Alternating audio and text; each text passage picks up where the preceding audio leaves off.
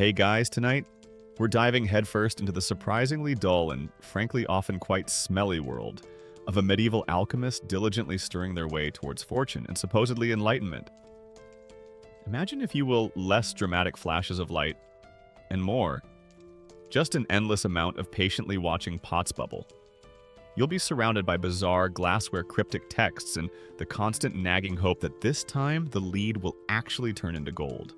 And let's be honest, if this were actually you back then, given the state of early chemical safety and the tendency to taste test things that glow, you probably wouldn't survive the first week. Mercury poisoning is not a good look even in the Dark Ages. So before you get comfortable, take a moment to like the video and subscribe, but only if you genuinely enjoy what I do here. And as always, I'd love to see where you're tuning in from and what time it is in your corner of the world, so drop that in the comments below. It's always fascinating to see our little community spread out across the globe. Now dim the lights, maybe turn on a fan for that soft background hum, and let's ease into tonight's journey together. It all begins, as these things sometimes do not, with a grand prophecy or a shimmering vision, but with a rather mundane letter. A distant relative, Great Uncle Alaric, a man you vaguely remember as smelling faintly of singed linen and obscure herbs, has, as they say, shuffled off this mortal coil. And in his exceedingly brief will, he's left you his most prized possession, his workshop. You weren't particularly close, and your main inheritance up to this point has been a tendency towards mild allergies and an uncanny ability to find dropped coins. So a workshop, it sounds potentially useful for storing old furniture perhaps? Your first visit is less an entry into a mystical sanctum and more an exercise in optimistic archaeology. The workshop is a small, stone-built outbuilding tucked away at the very edge of what used to be Alaric's overgrown garden. The door creaks open with a groan that suggests it hasn't been disturbed since the last plague season. Inside, the air is thick, not with magic but with generations of dust, the ghostly scent of unidentifiable chemicals, and a damp, earthy aroma that speaks of leaky roofs and benign neglect. Cobwebs hang like forgotten festive decorations, draped over everything.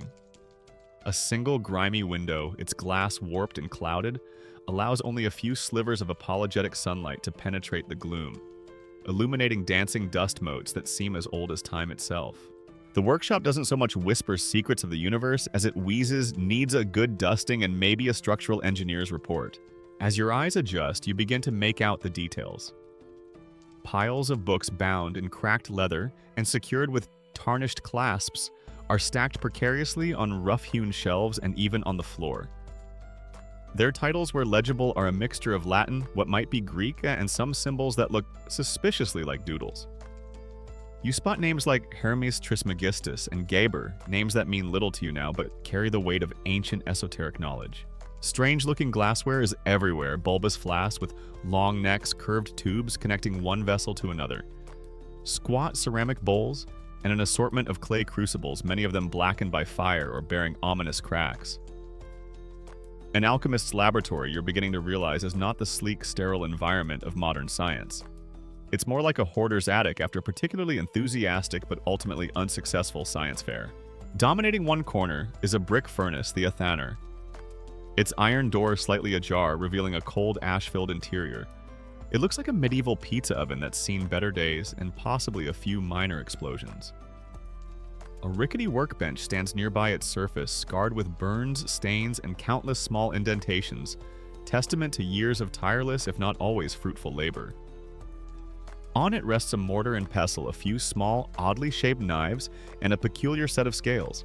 Tacked to the wall is a faded parchment chart, depicting various planets' metals and what appear to be internal organs, all linked by a confusing web of lines and symbols. It's astrology meets anatomy, meets a very complicated game of connect the dots. Amidst the clutter on the workbench, you find a small leather-bound journal. This one is different from the ancient tomes. The handwriting, though spidery, is clearly your great uncle Alaric's. You blow off a layer of dust and carefully open it. The pages are filled with observations recipes and more of those cryptic symbols, but also with surprisingly personal notes. He talks of the great work, the magnum opus. He mentions the Philosopher's Stone, that legendary substance said to transmute base metals like lead into pure gold. and as a rather attractive side benefit grant eternal life, or at least a significantly extended youth. The journal mentions the Philosopher's Stone said to turn lead into gold and grant eternal life. You figure, hey, even if the eternal life part is a bit of a stretch, never having to worry about mending your own shoes or wondering where your next meal is coming from, sounds pretty good. A spark of something. Curiosity? Mild avarice. A desire to do something less predictable than, say, taking up artisanal basket weaving ignites within you. This is the humble beginning of your quest. No divine mandate, no robed mentor stroking a long white beard and intoning prophecies. Just you, a dusty inherited workshop, and the dawning realization that the path to untold riches and immortality apparently starts with a very large broom. You look around at the chaotic mess the years of accumulated grime and failed experiments. The dream of gold is a distant, shimmering possibility. The immediate reality is an overwhelming need for soap water and perhaps a sturdy pair of gloves. The great historical pursuit of alchemy, a practice that fascinated scholars, mystics, and charlatans for centuries across Europe, Asia, and Africa, and which in its own fumbling way laid some of the foundational groundwork for modern chemistry, begins for you, not with a flash of inspiration, but with a sigh and the search for a dustpan. A quirky tidbit you'll later learn is that some alchemists were so deeply convinced of the interconnectedness of the cosmos and their work that they would only undertake certain operations when the planets were in specific alignments or when they themselves were in a particular state of spiritual purity, sometimes involving prayer or fasting. Imagine trying to schedule your gold making around Mercury retrograde and a full moon, all while making sure you haven't had too many onions for lunch. Historians still debate the extent to which practicing alchemists were driven by genuine spiritual or philosophical pursuits versus the more pragmatic, if often elusive goal of Chrysopoeia. The making of gold. For you right now, the motivation is simpler. Great Uncle Alaric left a heck of a mess, and there might just be something interesting, maybe even valuable, hidden beneath it all. Time to get to work. The workshop, after a heroic battle involving you several buckets of vaguely clean water, and what felt like a small nation of spiders, is now less of a biohazard and more of a merely dusty, slightly eerie workspace. Great Uncle Alaric's journal. Your primary guide in this nascent quest for glittering riches lies open on the scarred workbench. You spend hours, days, even hunched over its brittle pages, your finger tracing the spidery script. The problem is, Alaric, like most alchemists of his era, didn't exactly write straightforward, step-by-step IKEA instructions for making gold. His notes are a delightful, or rather infuriating, mix of practical observations, philosophical musings, and wildly allegorical descriptions. Take the green lion that devours the sun, one passage advises. Another suggests combining the tears of the red dragon with the blood of the white eagle. Alaric's journal entry for what you think might be a simple cleansing solution for glassware seems to involve the dew collected from a sleeping griffin's brow at dawn filtered through the beard of a repentant king. You strongly suspect this might be a rather poetic way of saying, use rainwater and maybe some fine sand, but you can't be entirely sure. It's clear that your first task isn't mixing potions, but becoming a medieval codebreaker. Slowly, painstakingly, you begin to cross-reference Alaric's poetic flights of fancy with some of the more straightforward, a very relative term diagrams and notes in the older printed alchemical texts scattered around the workshop. The green lion you tentatively conclude might refer to vitriol, a metallic sulfate. The sun is almost certainly gold itself, though Alaric seems to be suggesting you need gold to make gold, which feels like a rather unhelpful catch-22. The red dragon's tears, possibly cinnabar or some form of mercury compound. This whole process of deciphering recipes is a key aspect of the alchemical tradition. A mainstream historical fact is that alchemists relied on a range of common and sometimes hazardous materials, including base metals like lead iron and copper, as well as mercury antimony. Various mineral salts such as alum and vitriol, and acids like sulfuric acid, often called oil of vitriol. They frequently had to prepare these substances themselves or acquire them from apothecaries, metalworkers, and other artisans. After much squinting and educated guessing, you manage to compile a sort of preliminary shopping list. It's far less glamorous than Dragon's Tears.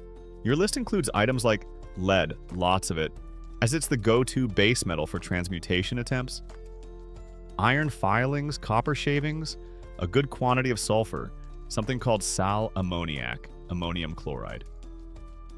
You think vinegar honey, surprisingly common in alchemical recipes, often as a binding agent, or for its supposed purifying properties, and of course, an enormous amount of charcoal to feed the hungry maw of your Athenor.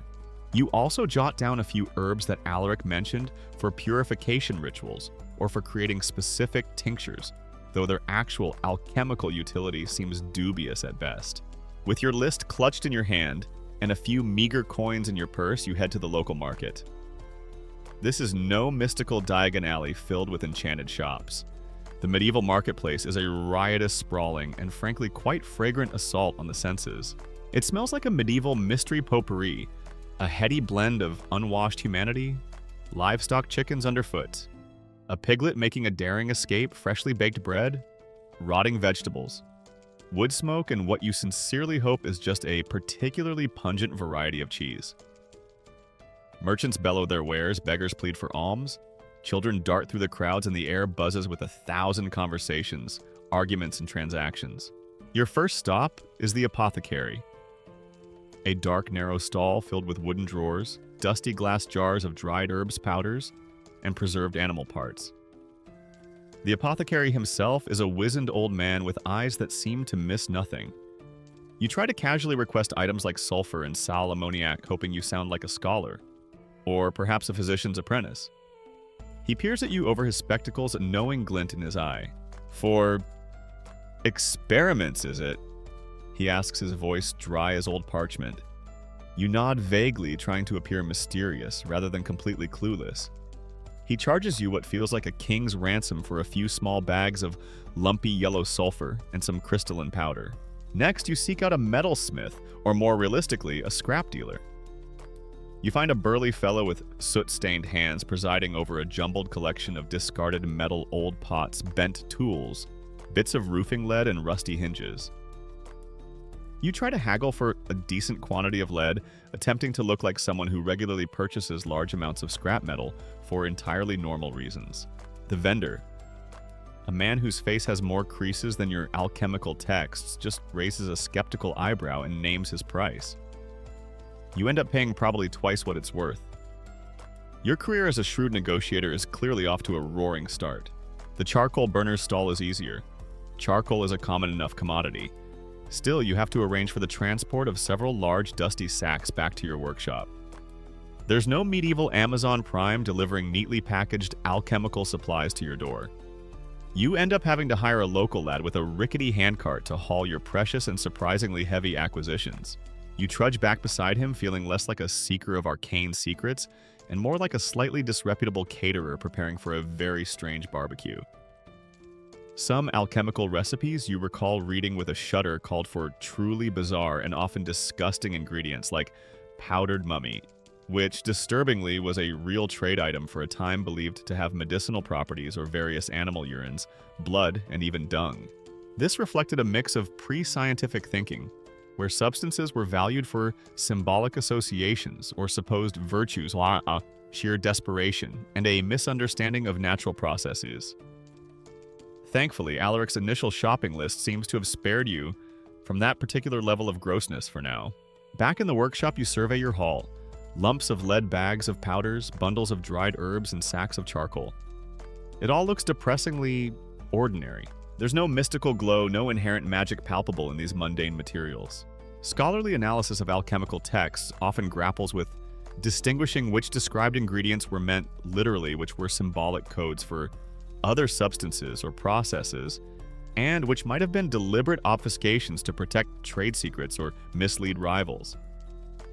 You can only hope that Alaric's green lion really is just vitriol and not an actual man-eating feline you were somehow supposed to procure from the local zoo, which you're fairly certain doesn't exist. This initial stage of gathering ingredients is certainly a lesson in humility. The grand dream of turning lead into gold, it seems, begins with the distinctly unglamorous reality of market haggling and heavy lifting. But the furnace is waiting, and your journey, however mundane its start, has truly begun. You've managed to acquire your initial batch of, let's call them artisanal ingredients, from the bustling, fragrant marketplace. Your workshop, while still retaining a certain medieval rustic charm, if by charm you mean a persistent odor of damp and mystery, is now stocked with lumpy sacks of charcoal, various unprepossessing metals, and powders of dubious purity. The next crucial step, according to Great Uncle Alaric's journal and every other alchemical text you've skimmed, involves the heart of your operation, the athanor. This is the alchemical furnace, the fiery womb, where base matter is supposedly coaxed, cajoled, and tortured into a state of perfection. Before you can even think about transmuting lead into gold, you need to master this temperamental beast. First, it needs another good cleaning. More ashes, thick layers of soot clinging to the interior walls, and a few fossilized remains of what might have been a very unfortunate insect. You peer into its structure, a firebox at the bottom, where the charcoal will burn a central chamber above that where your crucibles of precious, or currently not so precious materials will sit, and a rudimentary chimney or vent at the top, presumably to let out some of the smoke, and with any luck, the bad omens. You realize quickly this isn't like a modern oven with a convenient temperature dial and an instruction manual. This is primal technology. Gathering some dry kindling and a generous portion of your newly acquired charcoal, you begin your first attempt to bring the athanor to life. This, it turns out, is an art form in itself. Your initial efforts to light the charcoal result in an impressive amount of acrid smoke that billows out into the workshop, a few pathetic sputtering flames that die out with a mournful hiss, and the distinct smell of your own slightly singed dignity.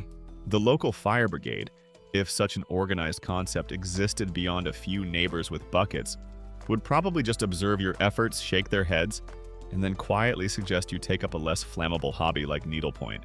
Eventually, after much fanning with a piece of old leather, your rudimentary bellows is another project for another day.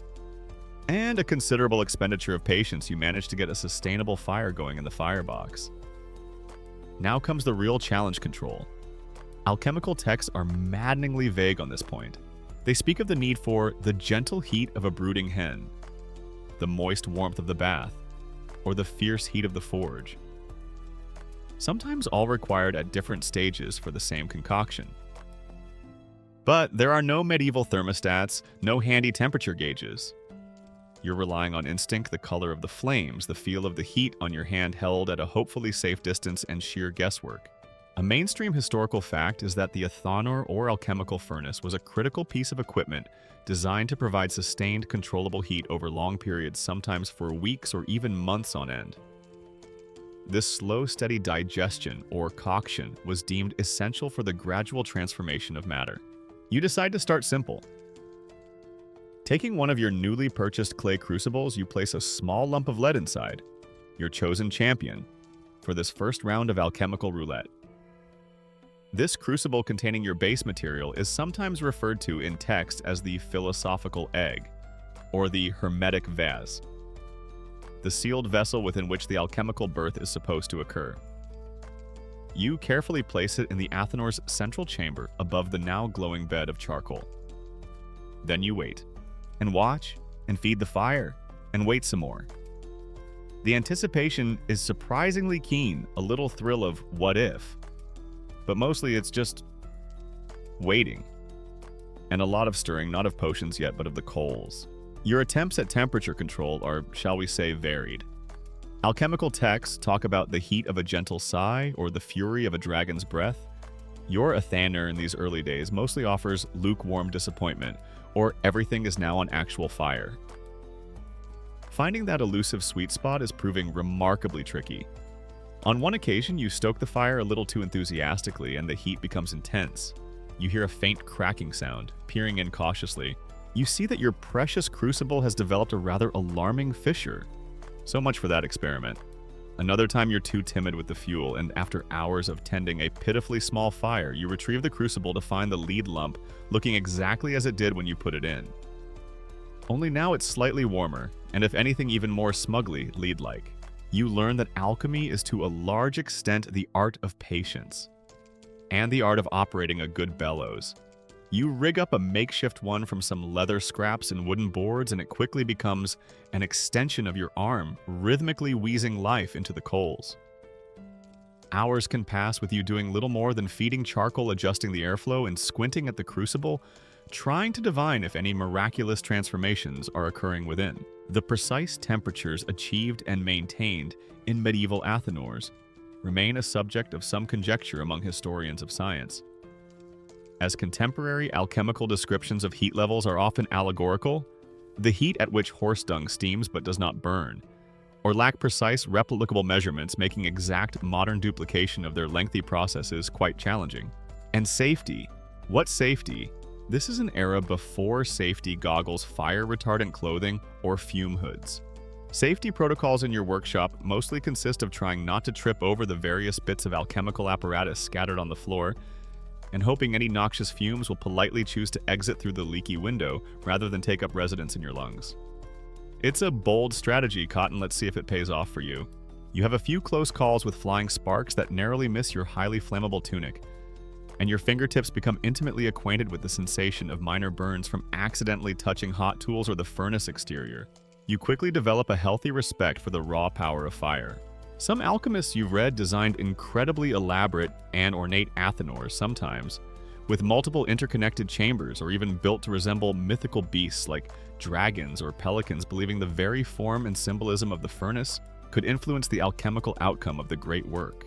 Others, more pragmatically, just modified existing bread ovens or pottery kilns. Your own athanor is decidedly on the modified bread oven end of the spectrum, but it's yours, and slowly, very slowly, you're starting to understand its fiery, temperamental personality. The dream of gold still seems a very long way off, but at least you can now reliably make things quite hot without usually setting the whole workshop ablaze. That, you suppose, is progress. You've wrestled with the athanor and emerged, if not entirely victorious, then at least in a sort of smoky, begrudging truce. You can now produce a reasonably consistent heat most of the time without inadvertently summoning the local peasantry with cries of fire again. It's time to move beyond simply trying to melt lumps of lead into submission and actually start your first proper alchemical experiments. Great Uncle Alaric's journal, now slightly less cryptic, thanks to your diligent cross-referencing efforts, offers a bewildering array of recipes, or processes as he grandly calls them. You decide to start with some of the seemingly simpler ones, those that don't immediately call for ingredients like the shadow of a basilisk or the laughter of a contented bishop.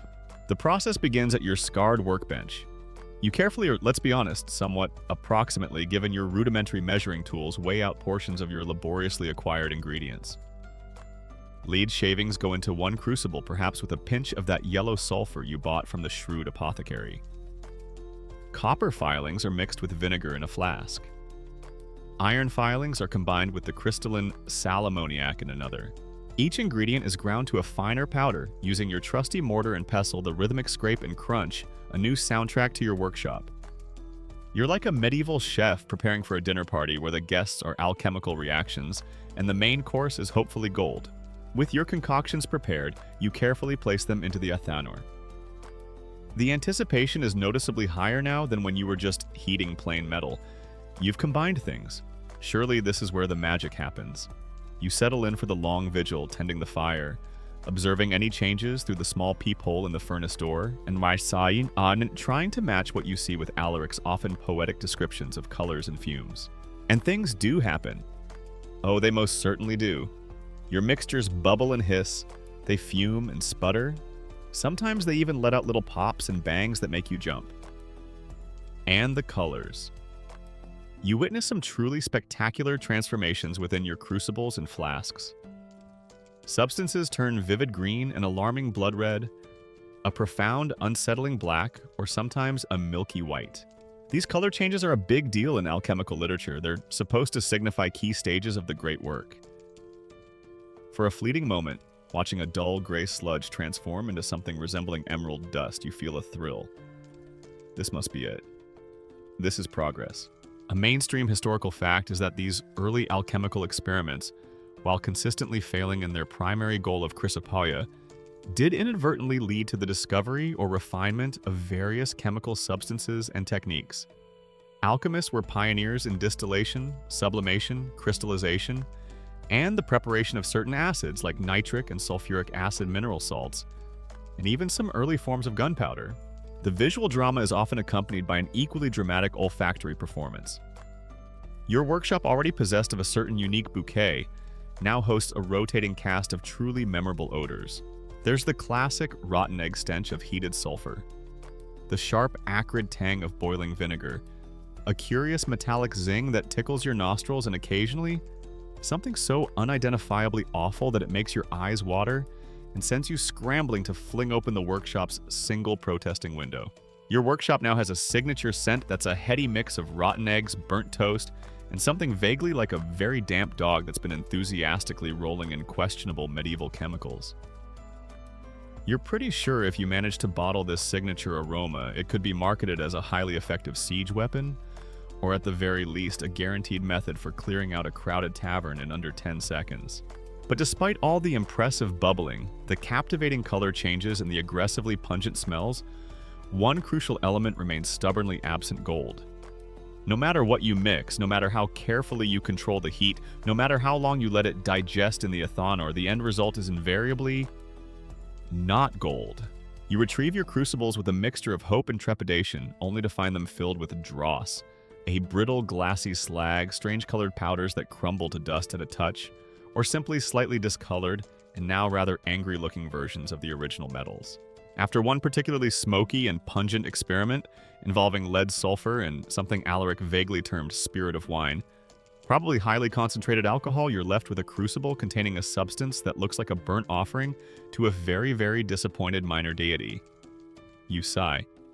At this rate, you're far more likely to accidentally invent new forms of industrial sludge or a particularly potent fertilizer than you are to produce even a single speck of gold. Frustration begins to set in. You pore over Alaric's journal again and again, convinced you must be missing some vital clue, some subtle instruction. Is it the purity of your ingredients? Are you misinterpreting the allegorical language? Is your athanor not achieving the precise, mystical sequence of temperatures required? Or perhaps, as some texts hinted, your own spiritual state isn't sufficiently pure for the great work. The interpretation of color changes in alchemical processes described in historical texts is a complex area. As modern scholars debate whether these were always literal, directly observed empirical phenomena, symbolic representations of theoretical stages in the transmutation, or quite possibly a bewildering combination of both, further complicated by the deliberate secrecy and coded language often employed in alchemical procedures. The unglamorous but utterly essential task of cleaning your glassware after each failed experiment becomes a ritual of disappointment. Some of the residues are oily and stubborn, clinging to the insides of your precious alembics, and retorts requiring vigorous scrubbing with sand and harsh lye. Occasionally, a concoction produces a rather pretty, slightly sparkly green or blue powder. For a glorious 10 seconds, your heart leaps. Could this be it, you think? Some kind of intermediate stage A proto-gold. Then it starts to smell suspiciously like mildewed socks, or you discover it's highly corrosive and eats through the cloth you try to wipe it with. Nope. Definitely not gold. A quirky or fringe tidbit from alchemical history is the practice of aurifaction, which essentially meant creating fake gold. Some less scrupulous, or perhaps just more pragmatic, alchemists became quite adept at producing substances that looked convincingly like gold, perhaps by creating golden-colored alloys like brass, or by cleverly gilding base metals. Whether this was done to defraud unsuspecting patrons to gain more funding for further research, or even as a misunderstood step towards true transmutation, is often hard to tell. It certainly blurred the lines between alchemy and early counterfeiting. For now, though, you're not even at the stage of making convincing fakes. You're firmly stuck in the lots of bubbling, very little gold phase. Pause. Each failed experiment is a small blow. But the allure of the quest, the tantalizing possibility that the next attempt will be the one, keeps you coming back to the furnace, to the workbench, to the endless hopeful stirring. Section 5. Your workshop, once a place of dusty potential, is now rapidly transforming into a museum of alchemical near misses. Cracked crucibles line a makeshift shelf like defeated soldiers. Jars filled with powders of frankly alarming hues sit in silent judgment. The unique signature scent of your experimental endeavors, that heady blend of sulfur vinegar and existential disappointment, now clings to your clothes and hair like a second skin. It's becoming abundantly clear that just randomly mixing ingredients and hoping for the best, even with the athanor, now mostly behaving itself, isn't cutting it. Your initial burst of optimistic tinkering has given way to a period of profound head-scratching. You realize that if you're ever going to get beyond producing impressively smelly sludge, you need to delve deeper into the theory, into the cryptic wisdom, supposedly locked within Great Uncle Alaric's collection of ancient texts. So you turn from the fiery embrace of the furnace to the dusty embrace of the books. The workbench is cleared of failed concoctions and becomes a scholar's desk. By the flickering light of a tallow candle or the weak gray daylight filtering through that perpetually grimy window, you spend countless hours poring over brittle foxed pages. Alaric, bless his singed old heart, was an avid collector. There are handwritten manuscripts. Their ink faded and their parchment fragile alongside early printed books with their dense black letter type. Titles like Rosarium, Philosophorum, Turba Philosophorum, and the Emerald Tablet of Hermes Trismegistus, or at least copies and commentaries upon it, feature prominently. These are the supposed classics of the alchemical world. Understanding them, however, is like trying to assemble flat-pack furniture with instructions written in riddles by someone who actively dislikes you. A mainstream historical fact is that alchemical texts were often deliberately highly symbolic and allegorical. They used vivid, almost poetic imagery, the Red King and White Queen often symbolizing sulfur and mercury, respectively engaging in a chemical wedding, the green lion devouring the sun, the Ouroboros, the serpent, eating its own tail. To describe substances, processes, and philosophical concepts. This was partly due to the esoteric nature of alchemy, which viewed material transformation as inextricably linked to spiritual or psychological transformation, and partly a practical measure to protect hard-won knowledge from the unworthy, or more pragmatically from thieving rivals. You encounter a bewildering bestiary of symbolic creatures and a kaleidoscope of coded colors, each supposedly holding a key to a particular stage or ingredient. The texts speak of the prima materia, the first matter, the mysterious universal substance from which all else is derived, and which you must apparently identify and purify. They detail complex sequences of operations: calcination, dissolution, separation, conjunction, putrefaction, coagulation. But the instructions are almost never straightforward.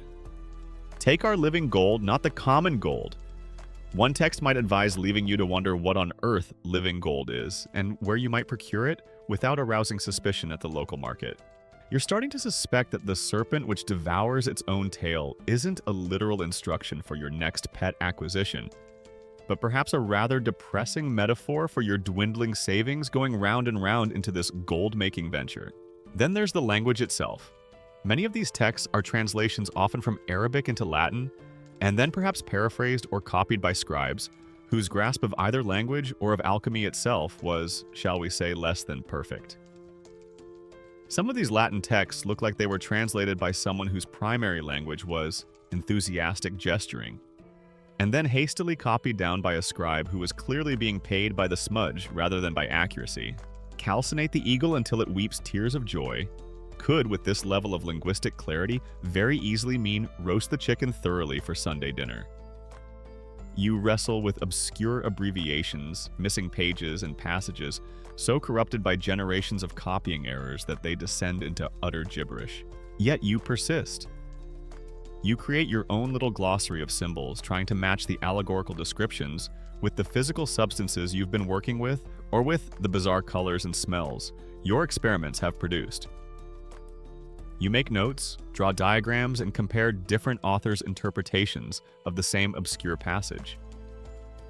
Sometimes a phrase or a symbol will spark a flicker of understanding, a sense of aha, only for it to be contradicted by the very next sentence or another revered authority.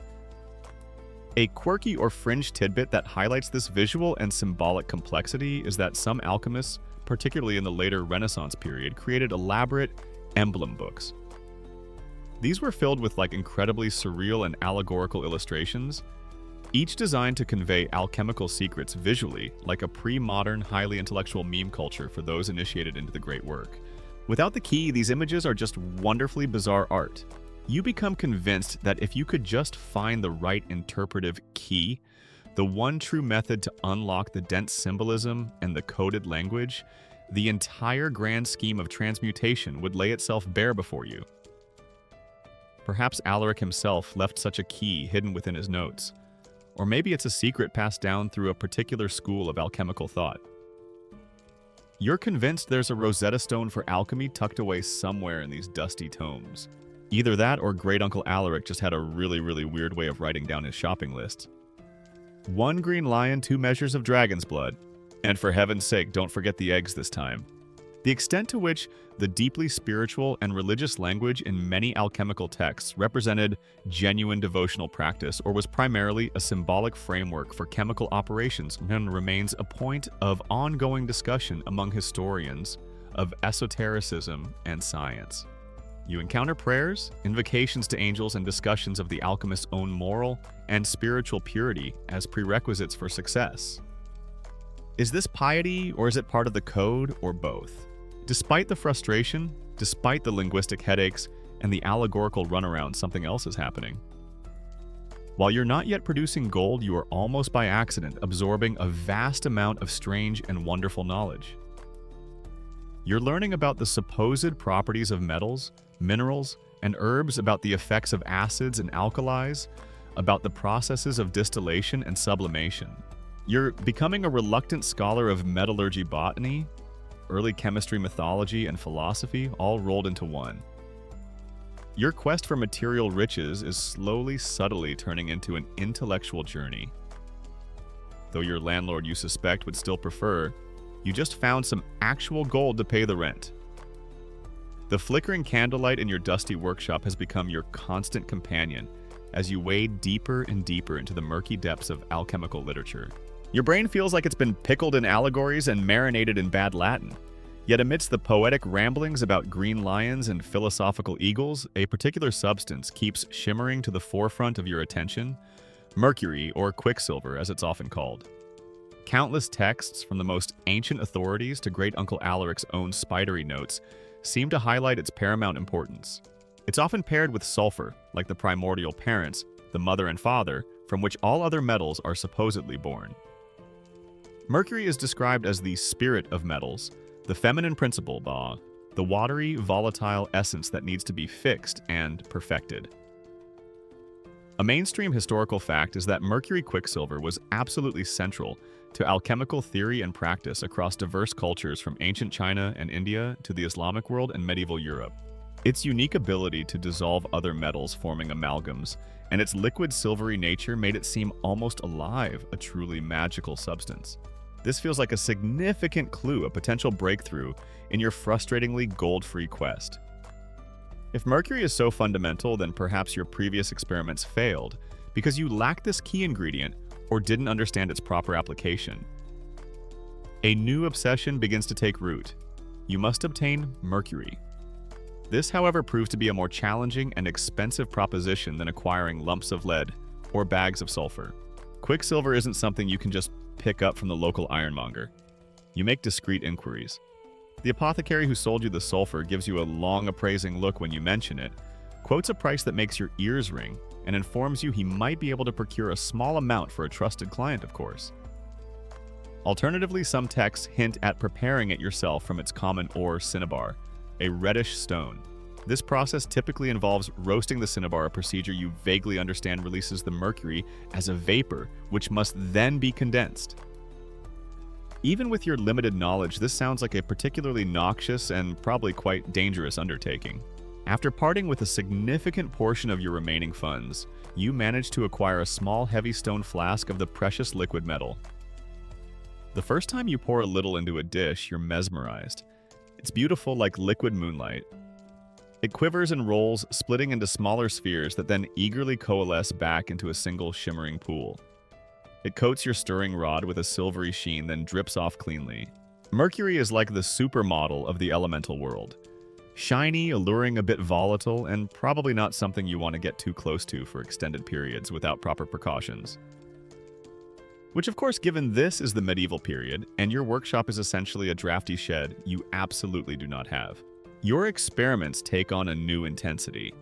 You carefully combine mercury with lead with copper, even with a tiny hoarded silver coin you probably should have used to buy food. You heat these amalgams in your athanor, watching intently. Sometimes the results are visually striking. You heat a dull copper coin coated in mercury, and lo and behold, it comes out looking brightly, dazzlingly silvery. For a heart-stopping moment, you think you've achieved the lesser work, the transmutation into silver, which many alchemists believed was a crucial step on the path to gold. Then, after a few days, the silvery coating starts to dull, or you realize it's just that, a coating. You've essentially just made a slightly more toxic copper coin. Still progressive a sort. Maybe you can try to sell it as enchanted currency to any particularly gullible pilgrims passing through town. The unique nature of mercury leads you down the amalgamation path of alchemy. The theory, as you understand it, is that by dissolving a base metal in mercury, you are somehow cleansing it, stripping away its impurities. The mercury acts as a kind of solvent abath that washes away the dross. The next much trickier step is to then somehow fix the mercury to solidify its volatile spirit and combine it permanently with the purified metal, hopefully elevating it to a more noble state. Whether the alchemical concept of philosophical mercury referred solely to common quicksilver, or to a more purified, idealized, or even entirely esoteric form of it, is a matter of ongoing interpretation among scholars of alchemical symbolism. Some texts imply that the mercury itself needs to undergo several stages of purification before it can be used in the great work, becoming a kind of super mercury, the true prima materia. Working with this potent, almost living substance makes you even more secretive about your activities. The risks feel higher now. Not just the risk of failure, but perhaps of attracting unwanted attention. If word got out you were dabbling with such a powerful and expensive material, your workshop door is barred more firmly at night. You find yourself glancing over your shoulder more often. And then there are the hazards insidious and largely unrecognized. When you heat mercury or its amalgams, it releases invisible, odorless vapors. Your workshop now occasionally features a faint silvery mist, especially noticeable when a stray sunbeam pierces the gloom after you've been working with the Athener at high heat. You think it adds a certain mystical ambiance to the place. Future neurologists, however, and indeed anyone with a basic grasp of toxicology, might have a rather different and far more alarming opinion on your ambient heavy metal aromatherapy sessions. You might notice a persistent metallic taste in your mouth, or that your hands tremble slightly more than they used to after a long day of grinding materials. Perhaps you suffer from more frequent headaches, but these are subtle symptoms easily dismissed as fatigue, from long hours, the fumes from the charcoal, or just the general miasma of medieval urban living. The profound long-term dangers of mercury poisoning, madness, organ failure, are utterly unknown to you. You are, after all, a pioneer on the very fuzzy border of science and magic, and safety regulations haven't been invented yet. A quirky or fringe tidbit you might stumble upon in your readings is the belief held by some alchemists that the origin and preparation of mercury mattered immensely. They believed that mercury sourced from different geographical locations, or mercury that was extracted from its ore, usually cinnabar, under specific astrological conjunctions, possessed different virtues or potencies essential for the great work. This isn't just any ordinary quicksilver, my friend. You can imagine a particularly earnest alchemist confiding, "This is special mercury gathered from the seventh vein of the forgotten mine located beneath the tallest mountain, precisely when Jupiter was ascendant in Leo and smiling benevolently upon the endeavor." Such beliefs highlight the blend of empirical observation and mystical thinking that characterized alchemy. For now, your own mercury procured at great expense from the slightly shifty apothecary will have to do. Its silvery allure has captivated you, and you feel with a renewed, if somewhat perilous enthusiasm, that you are finally on the right track, even if that track is paved with shimmering toxic droplets. Your recent, rather slippery obsession with mercury has yielded some fascinating, if not particularly golden, results. The shimmering allure of quicksilver, its ability to coat base metals and make them gleam with a temporary deceitful nobility, has certainly been captivating. But as you delve further into Great Uncle Alaric's texts and cross-reference them with other venerable and equally confusing alchemical authorities, you realize that mercury, for all its glamour, is only one half of a crucial partnership. The ancient wisdom consistently speaks of two primordial parents from which all metals are supposedly born. If mercury is the volatile feminine spirit, then its indispensable counterpart, the body, or the fixed masculine principle, is almost invariably identified as sulfur. You recall the concept of the chemical wedding, the sacred union of the Red King, often sulfur, and the White Queen Mercury. A mystical marriage that is said to be essential for the creation of the Philosopher's Stone. A mainstream historical fact is that sulfur was considered alongside mercury one of the two primary principles in the classical alchemical theory of metals, a theory that held sway for centuries. Alchemists believed that all metals were formed from different proportions and purities of these two parents, with gold being the most perfect and balanced union. So, with a renewed sense of purpose, you turn your attention to the lumpy yellow substance you'd somewhat neglected during your mercurial phase. You might need more of it now, or perhaps different forms. The texts are, as usual, annoyingly vague sometimes, speaking of common brimstone, and other times hinting at a more refined, philosophical sulfur. You eye your existing stock procured from that sharp-eyed apothecary and wonder if its pedestrian origins are holding you back. Is this sulfur pure enough? Is it the right kind of sulfur? The texts mention our sulfur, which is not the common sulfur. You look at your bag of decidedly common lumpy yellow stuff and sigh. It's like trying to bake a gourmet cake when the recipe calls for the distilled essence of a phoenix tear, and all you have in the pantry is regular table salt. Nevertheless, you press on with what you have. The core of your new experiments revolves around combining sulfur and mercury in various ways, often with the addition of other metals you're trying to transmute. This pairing is a cornerstone of alchemical practice. You carefully grind the brittle yellow sulfur into a fine powder using your mortar and pestle. You then mix it with the shimmering heavy quicksilver, a process that feels inherently strange, combining a dry powder with a liquid metal. Sometimes you heat them gently together in a sealed flask, other times more vigorously in a crucible within the ever-hungry Athenor. The reactions are often dramatic, and to put it mildly, incredibly pungent. When sulfur is heated, especially in the presence of metals and other reactive substances, it tends to produce copious fumes and some truly memorable smells. The classic rotten egg aroma of hydrogen sulfide is often present, but when sulfur burns, it creates sulfur dioxide, a sharp choking and intensely irritating gas. Your workshop, which previously boasted a merely unique olfactory signature, now graduates to a level of atmospheric intensity that could probably deter invading armies. Your workshop now smells so intensely of sulfur that you suspect the local pigeons are actively rerouting their flight paths to avoid your chimney and any passing demons. Rather than feeling summoned, probably just wrinkle their noses and think you're desperately trying to fumigate for an emphae or an infestation of particularly stubborn good intentions. You're seriously considering putting up a sign, "Beware of the alchemist and his singular all-encompassing stench." One of the key goals in these sulfur-mercury experiments is to fix the mercury. The idea is that sulfur, being more fixed and earthy in its nature, can help to stabilize the volatile spirit of mercury, giving it body and color.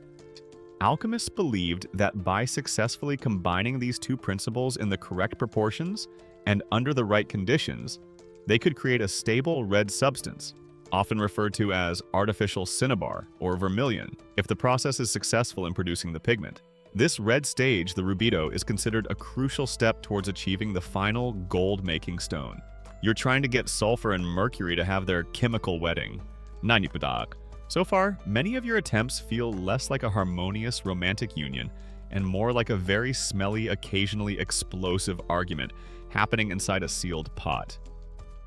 Clearly, elemental relationship counseling is not yet one of your developed alchemical skills. You observe a fascinating array of transformations. Sometimes the mixture will turn a deep, unsettling black, the negrido, or blackening another important alchemical stage. Other times, if you get the proportions and heat just right, you might indeed produce a vibrant red powder. This is exciting. Red is good. Red is the color of gold, the color of perfection, the color of the stone itself in some descriptions. However, this red powder, while visually promising, still stubbornly refuses to transmute anything into gold. It might be useful as a pigment if you were artistically inclined, but it's not making you rich.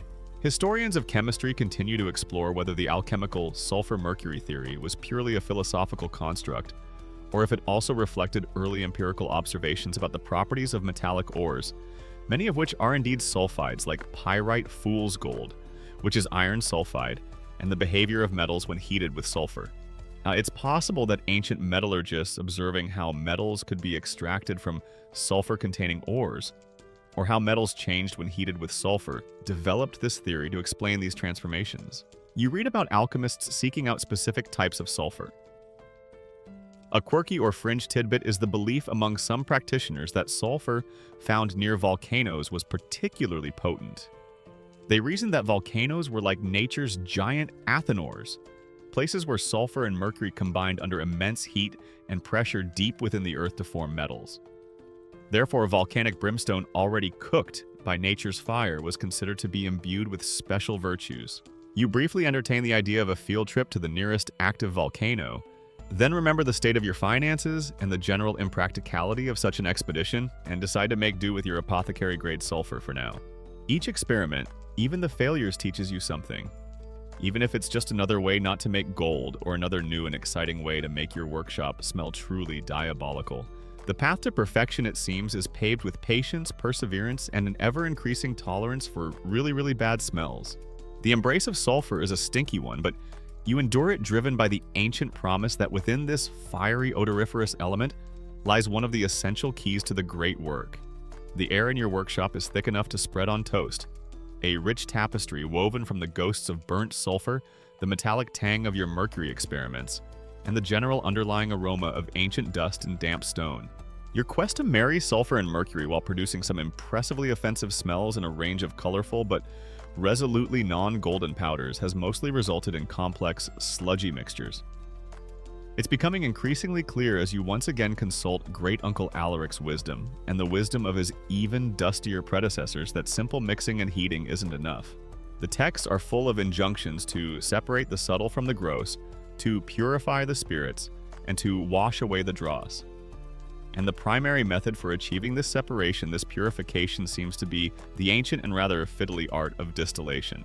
You turn your attention to the array of bizarre glassware that has, until now, mostly served as decorative dust catchers or homes for particularly adventurous spiders. The key pieces for distillation, you learn, are the cucurbit A-round or pear-shaped flask where the initial liquid is heated, the alembic, a still head that fits over the cucurbit with a downward-pointing beak or tube for the condensed vapors to run off, and a receiving flask to collect the precious distillate. Your collection of glassware is starting to look like it's been through a very clumsy medieval jousting tournament, followed by a minor earthquake. You treat each surviving uncracked alembic with the kind of reverence usually reserved for major holy relics, or at least a really, really good cheese. This stuff is fragile, expensive, and not easily replaced. A mainstream historical fact is that distillation was a crucial chemical technique significantly developed and utilized by alchemists, particularly those following the Jabrian corpus in the Islamic Golden Age, and later by their European counterparts. They used it for a wide range of purposes, including purifying substances, separating mixtures, preparing potent acids, and very importantly, producing alcohol, the coveted spirit of wine, from wine itself. Spirit of wine was considered a powerful solvent and a key ingredient in many alchemical processes believed to be capable of extracting the essence or virtue from other materials. Your first forays into distillation are predictably fraught with minor disasters. The process involves heating your chosen liquid, perhaps some cheap wine, to try and get that spirit of wine, or one of your less successful alchemical soups, gently in the cucurbit, which sits snugly in a sand bath over a low flame on your athanor. The idea is that the more volatile components will rise into the alembic head, and then as they encounter the cooler surface of the alembic's beak, which you might drape with damp cloths to aid condensation, they will condense back into liquid and drip, drip, drip into your receiving flask. The efficiency and precise nature of early alchemical condensers are subjects of active discussion among historians of science and technology. While some designs were remarkably sophisticated for their time, many were quite rudimentary, leading scholars to debate how effectively alchemists could truly separate liquids with very close boiling points using only their available apparatus. Controlling the heat is paramount. Too much and your mixture boils over violently, a bubbling, hissing eruption that threatens to crack your precious glassware, or at the very least make an appalling mess. Too little and nothing happens at all, except you waste a lot of charcoal and patience. You quickly learn the heartbreak of hearing that telltale tink sound that signals a piece of glassware stressed by sudden temperature change has just developed a fatal crack, sending your potentially valuable, or at least interestingly smelly concoction leaking all over the hot sand bath. Each such failure is a small tragedy and a significant dent in your dwindling finances. You try distilling various things, you take some of the dark, murky liquid left over from a sulfur, and lead experiment hoping to extract its hidden spirit. After hours of careful heating and watching the slow, rhythmic drip into the receiver, you manage to collect a small amount of a surprisingly clear, watery liquid. Success until you smell it. You manage to distill this clear liquid, and it looks like pure water. But it smells like the ghost of 1,000 rotten eggs has decided to take up permanent residence in your sinuses and throw a very pungent housewarming party. You thoughtfully label it Essence of Acute Nasal Disappointment and place it on a high shelf far away from anything flammable or indeed living. You also attempt to make purified water by distilling regular well water, as many texts call for this as a base for other operations. This is less dramatic, but highlights the sheer tedium of the process. Watching the distillation is akin to watching particularly slow and slightly damp paint dry if the paint was also actively trying to explode due to thermal stress and smelled faintly of despair. Drip. Drip. Drip. Each drop feels like a tiny victory against impatience. You seriously consider taking up knitting or perhaps competitive staring at a wall, just to have something marginally more exciting to do while you wait. Yet amidst the frustrations and the overpowering fumes, there are small triumphs. You successfully distill some wine and obtain a small quantity of a flammable liquid that is undoubtedly the spirit of wine the texts speak of. It has a sharp, clean smell, compared to the workshop's usual miasma, and it burns with a pale blue flame. This feels like genuine progress. You are mastering a technique, a fundamental alchemical operation. A quirky or fringe tidbit is that some alchemists designed incredibly elaborate distillation apparatus, such as the pelican, a type of circulatory still where the alembic's beak curved back down into the cucurbit. This allowed the condensed vapors to flow directly back into the boiling flask, creating a continuous reflux action. This was often seen as symbolic of the Ouroboros the serpent eating its own tail, representing the cyclical nature of the great work and the idea of continuous purification. Your workshop is now adorned with an increasing number of flasks and bottles containing various distillates, some clear, some faintly colored, many of them possessing smells that defy polite description. You are separating the gross from the grosser, one painstaking drop at a time. Gold remains stubbornly elusive, but your understanding of the materials and processes of this strange art is slowly, undeniably deepening. You are becoming, if not a maker of gold, then at least a connoisseur of very peculiar liquids. Your workshop is now a testament to your relentless, if not always successful efforts in the art of distillation. Rows of flasks contain liquids of varying clarity and pungency, each representing hours of patient observation and careful heat management. You've separated the subtle from the gross more times than you can count, though often the subtle turns out to be just as baffling as the gross. Having wrestled with the practicalities of individual ingredients like mercury and sulfur, and mastered some fundamental techniques, you find yourself drawn back to Great Uncle Alaric's library seeking a broader understanding, a map for this increasingly complex journey. You're starting to suspect that alchemy isn't just about finding the right recipe, but about following a specific, arduous path. As you delve deeper into the more philosophical, alchemical texts, a recurring concept begins to emerge. The great work, the magnum opus, is not a single event, but a sequence of distinct stages. A mainstream historical fact is that many alchemical traditions across various cultures and time periods describe the process of transmutation as unfolding in a defined series of operations or stages. These stages were often associated with specific color changes observed in the alchemical matter, most famously blackness, nigredo whiteness, albedo, and redness rubedo, and were believed to represent not only chemical transformations, but also allegorical phases of spiritual development for the alchemist. The exact number and names of these stages can vary frustratingly from one authority to another. Some texts speak of 3 primary phases, others 4, a common tradition outlines 7, and some particularly ambitious or convoluted authors describe 12 or even more. However, you start to recognize common themes and operations. Names like calcination, a burning or breaking down of the initial matter. Dissolution, dissolving it in a solvent. Often your hard-won spirit of wine or a specially prepared acid separation.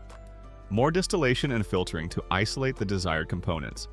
And conjunction, the recombining of purified elements like the chemical wedding of your sulfur and mercury, appear with reassuring, if still somewhat opaque, regularity. Then come further stages like fermentation, introducing a leaven to vivify the matter more. Distillation to further purify and elevate the substance, and finally, coagulation, the solidification of the purified essence into the philosopher's stone itself. Suddenly, some of your past experiments, even the spectacular failures, begin to take on a new, albeit retroactive significance. That time you overheated a mixture of lead and sulfur until it became a brittle black ash. Perhaps that was an unintended but nonetheless authentic calcination, or the Negredo stage. The strange milky white substance you once produced after washing a metallic residue multiple times. Could that have been a fleeting glimpse of albedo?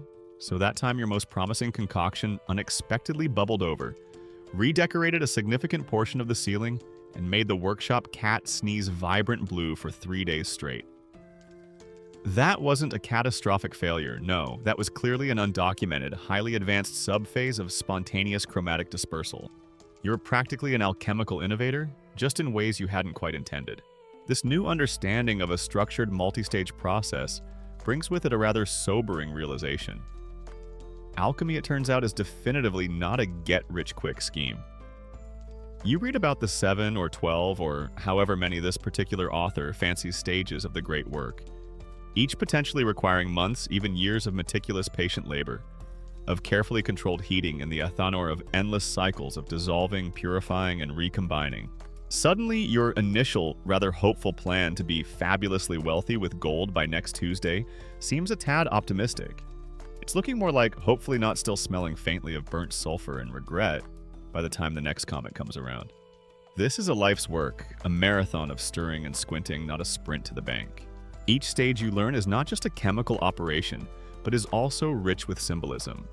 Negredo, the blackening, is often associated with death putrefaction, the descent into darkness, but also the necessary decomposition of the old to make way for the new. Albedo, the whitening, symbolizes purification, enlightenment, the washing away of impurities. And rubedo, the reddening, represents the dawn, the culmination, the achievement of perfection, the fiery birth of the stone.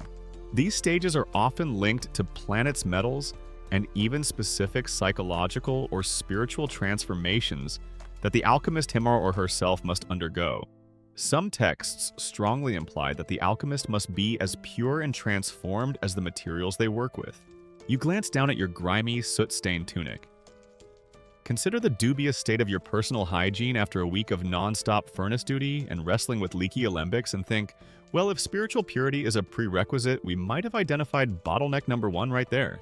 The consistency and universality of the stages across different alchemical texts and traditions are subject to scholarly debate, with some historians arguing for a core underlying structure common to most systems, while others emphasize significant regional variations, philosophical differences, and the highly idiosyncratic interpretations of the process by individual practitioners. You certainly see this in Alaric's collection. One author's 7 stages look quite different from another's 4. Some alchemists you discover from a quirky tidbit in a margin note kept incredibly detailed lab diaries. In these, they didn't just record their experimental procedures and observations of color changes or precipitates. They also meticulously documented their dreams, visions, prayers, and spiritual reflections, believing these inner experiences were as integral to the progress of the great work as the external manipulations in the laboratory. It was a truly holistic, if somewhat exhausting approach, like journaling your way to enlightenment, and with any luck, a mountain of gold. The sheer scale of the magnum opus, as you now begin to perceive it, is daunting. It feels like being at the foot of an enormous, mist-shrouded mountain. Yet this emerging theoretical framework, this long and winding road of stages, also offers a strange kind of comfort. It provides a map, however cryptic and contested, where before there was only bewildered wandering. Your random acts of mixing and heating now have potential context, The journey is far longer and more arduous than you ever imagined. But for the first time, you have a sense, however faint, of the path ahead. The grand unfolding map of the 7 or so stages of the great work has given you a new, albeit daunting, perspective on your alchemical quest. It's a long, winding road indeed, and the initial naive dream of quick riches has long since evaporated, much like an unstoppered flask of spirit of wine left in the sun. As you continue to reconcile your practical experiments with the dense theories in Great Uncle Alaric's books, you start to notice that while mercury, the spirit, and sulfur, the soul, are consistently lauded as the two primary principles, some texts, particularly those from later periods or influenced by figures like Paracelsus, introduce a third essential component, salt. A mainstream historical fact is that in later European alchemy, particularly from the Renaissance onwards, salt sal was often posited alongside sulfur and mercury as one of the tria prima, or 3 primary principles from which all things were composed. Salt was seen to represent the principle of fixity, incombustibility, and the physical body that remained after the more volatile spirit and soul had been driven off or purified. This concept of salt isn't necessarily just about the common stuff you'd sprinkle on your porridge, though. Ordinary sodium chloride certainly has its place in alchemical recipes often used for purification or in creating specific saline baths. In alchemical philosophy, salt can refer to a much broader category of substances. It can mean various mineral salts like alum vitriol sulfates, of various metals or sal ammoniac ammonium chloride, many of which you've already encountered and used perhaps without fully appreciating their theoretical significance. It can also refer to alkalis like potash painstakingly leached from wood ashes, or even the solid, often crystalline residue left behind after a substance has undergone calcination or been thoroughly burned in the athanor. It is the principle of earth of physical manifestation, the stable matrix that gives form and substance to the more ethereal principles of mercury and sulfur. So after all the high drama of working with shimmering elusive mercury and the intensely fragrant, sometimes explosive character of sulfur, it turns out another key ingredient to this cosmic puzzle is salt. It feels a bit like finally discovering the profound secret to eternal youth and boundless energy is just consistently eating your vegetables and getting a good night's sleep. Unexciting perhaps compared to wrestling with dragons or conversing with angels, but fundamentally essential. You begin to pay more attention to these less glamorous, often dull-looking crystalline powders and residues. You realize that salts play a multitude of practical roles in your workshop. Some act as powerful fluxes when you're trying to smelt ores or melt metals. They help the materials flow better at lower temperatures and can assist in separating out impurities, forming a slag that can be skimmed off. You've seen this happen perhaps unknowingly when a mixture in a crucible became more fluid, or when glassy residues formed. Other salts, when dissolved in water, create solutions that can act as potent solvents themselves, or react vigorously with metals producing those vivid color changes, or interesting precipitates you've occasionally managed to create. That bright green powder you got from treating copper with vinegar and sal ammoniac, a copper salt. The various vitriols, blue for copper, green for iron, white for zinc, are all metallic salts, each with its own character and uses. The precise chemical identity of philosophical salt in many alchemical writings is often quite ambiguous, with modern scholars and historians of chemistry frequently debating whether it referred to a specific identifiable chemical compound, a general class of such compounds, or perhaps a more abstract symbolic principle of material stability and form. With this new appreciation, you revisit some of your earlier experiments and the various byproducts you'd previously dismissed as mere dross or waste. You used to just sigh and chuck out that boring white or grayish powder left crusted at the bottom of a crucible after a particularly enthusiastic session with the athanor. Now you peer at it thoughtfully, turning it over with a spatula. Could this be the crucial sal fixum, the very body of the metal purified by fire? More often than not, it's probably just a disappointing collection of burnt gunk and crucible scrapings, but hey, an alchemist can dream, can't they? You also realize you might need to prepare some of these salts yourself. Potash, for example. An important alkali is traditionally made by lixiviation, a wonderfully medieval-sounding word that basically means leaching wood ashes with water and then evaporating the resulting solution to get the salt. You spend a rather laborious week gathering wood ash as your neighbors are starting to view your increasingly strange requests with deep suspicion. Boiling them down in a large iron pot over an outdoor fire, filtering the murky liquid, and then gently evaporating it. Your hands are raw from handling ashes and stirring the caustic solution. You smell like a particularly well-smoked kipper, and the final yield of grayish-white powder is disappointingly tiny. You're starting to think the noble alchemical title, Salt of the Earth, is less a descriptor of profound wisdom and incorruptibility, and more an accurate summary of what's now permanently embedded under your fingernails and in the lines on your palms. Some alchemists you read in a quirky passage became quite adept at crystallomancy, a form of divination, where they would interpret the shapes, colors, and clarity of the crystals, often various salts, that formed during their experiments. They believed these crystalline structures offered divine clues to the success or failure of a particular operation, or pointed toward the next step in the great work. Ooh, look at that perfectly formed hexagonal crystal of nitre. The cosmos clearly approves of my potash purification process and is subtly hinting at a trip to the tavern. The incorporation of salt into your alchemical worldview, as the third principle, the body that grounds the spirit of mercury and the soul of sulfur, adds another layer of complexity, but also a deeper sense of completeness to the theoretical framework.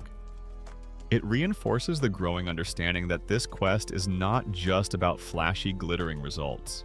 Not all that glitters is gold, you're learning, but some things that don't glitter at all, like a humble pile of unassuming gray salt, can be surprisingly useful, even essential on this long and remarkably dusty path to perfection. Armed with your newfound appreciation for the humble yet crucial role of salt, and a clearer, if still rather daunting understanding of the sequential stages of the great work, you feel a renewed, if somewhat wary sense of purpose. The haphazard mixing and hopeful heating of your early days has given way to a more focused, albeit still profoundly experimental approach. It's time you decide to deliberately tackle the first great mountain of the alchemical opus, the Negredo, the blackening. The texts are unanimous: before any creation there must be destruction. Before purification, there must be putrefaction. The prima materia, your carefully chosen blend of ingredients, must die and decay to release its hidden inner potential. Negredo, as described in Great Uncle Alaric's books and countless other venerable sources, is the stage of utter darkness, of chaos, of the blacker than black. It's often associated with the crow, the raven, the toad, creatures of the dark and the earth. It is the alchemical equivalent of winter, where all life seems to recede only to re-emerge transformed in the spring. A mainstream historical fact is that Negredo, or the blackening, was widely considered the first major and indispensable stage of the alchemical magnum opus. It represented the decomposition of the initial materials, a necessary death before rebirth and purification. Albedo could occur, often symbolically linked with the element earth. The metal lead, or the planet Saturn, the bringer of melancholy and limitations. Your practical attempts to induce Negredo involve carefully preparing your philosophical egg. This isn't a literal egg, but rather a sealed vessel, typically a sturdy glass flask with a rounded bottom, a cucurbit well luted to an alembic head, or a specially designed hermetically sealed flask containing your chosen ingredients. You might combine your painstakingly purified mercury, your most promising sulfur, and perhaps a portion of lead, or another base metal, all ground finely and intimately mixed, possibly with a dash of that special salt you've been cultivating. This sealed vessel is then placed into your athanor, not for a fierce roaring fire, but for a long, slow, gentle heat. The heat of a brooding hen, as the texts poetically describe it, or sometimes the heat of a dung bath. This latter phrase might refer to literally burying the flask in a pile of decomposing horse manure, which generates a steady low warmth. Or it could be an allegorical way of describing a very mild, moist heat. Given the state of your workshop's aroma, you figure you're halfway to a dung bath, metaphorically speaking anyway.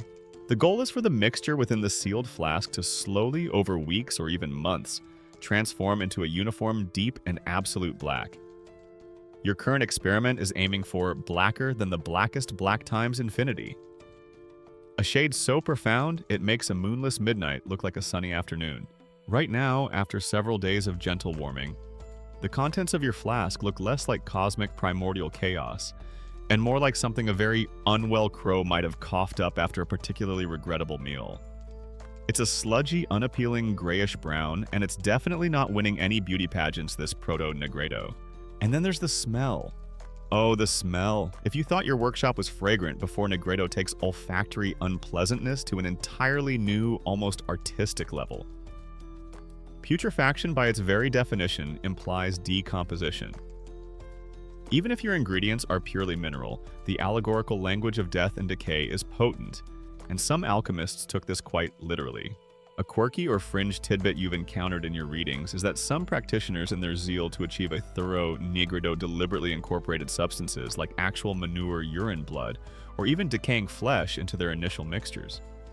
They believed these organic ferments would hasten the decomposition or provide some vital, if disgusting, life force to the process.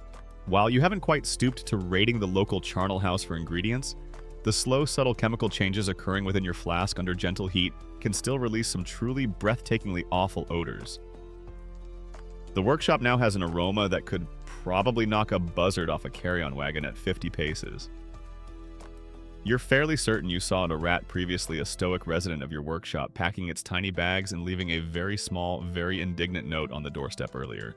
Even the usually unflappable spiders in the corners are looking a bit green around the gills.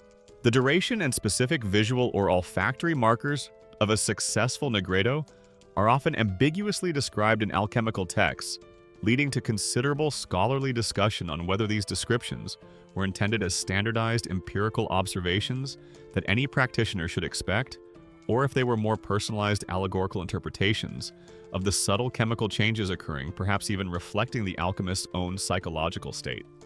Is your current batch of stinking gray gunk a failed attempt, or just a very, very slow starter on its journey to true blackness? The uncertainty is maddening. This stage is not just a trial for the materials. It's a profound test of your resolve, your patience, and quite frankly, your gag reflex. The texts say Negredo tests the alchemist's faith and perseverance.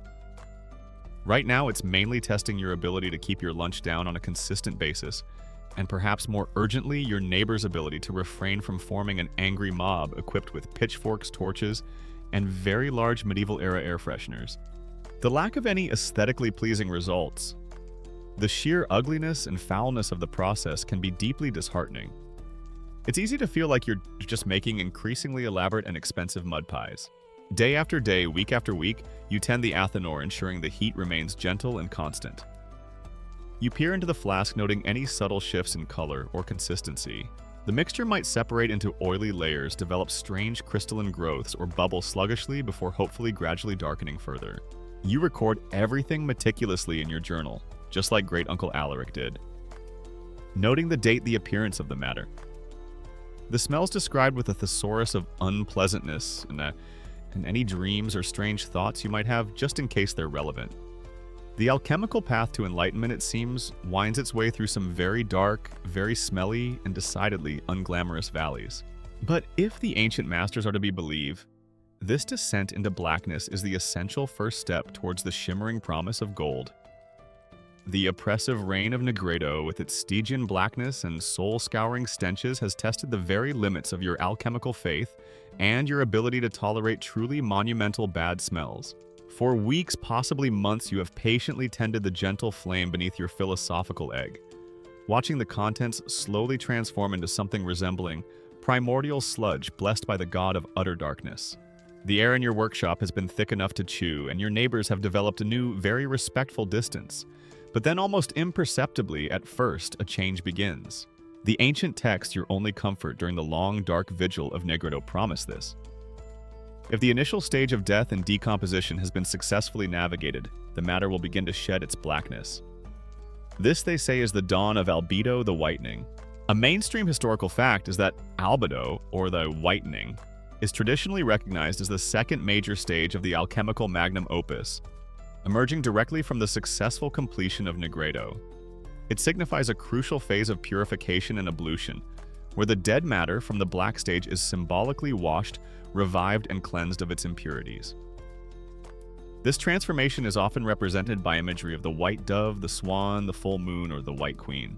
After weeks of staring into a flask of what looked like congealed despair, seeing the first subtle lightening of that inky mass, is like spotting a mythical creature performing an unlikely dance on a beam of pure sunlight. You blink several times, lean closer, and wonder if your eyes, or perhaps your entire sanity, are finally succumbing to the relentless assault of mystery fumes and existential angst. The process of achieving albedo often involves a washing of the black matter. This isn't always a literal washing with water, though sometimes it is, using your carefully distilled, purified water or spirit of wine to cleanse the residue. More often, it's an allegorical washing achieved through continued, carefully controlled heating. You might gradually increase the temperature in your athanor a notch above the gentle, brooding hen heat of Negredo. This encourages the sublimation of any remaining volatile impurities, which rise up and might condense on the cooler parts of your alembic, leaving behind a progressively whiter substance in the cucurbit. Multiple distillations or sublimations might be required, each one a patient coaxing of the matter towards a state of perfect, luminous whiteness. The sensory details of albedo are a stark and welcome contrast to the grimness of its predecessor.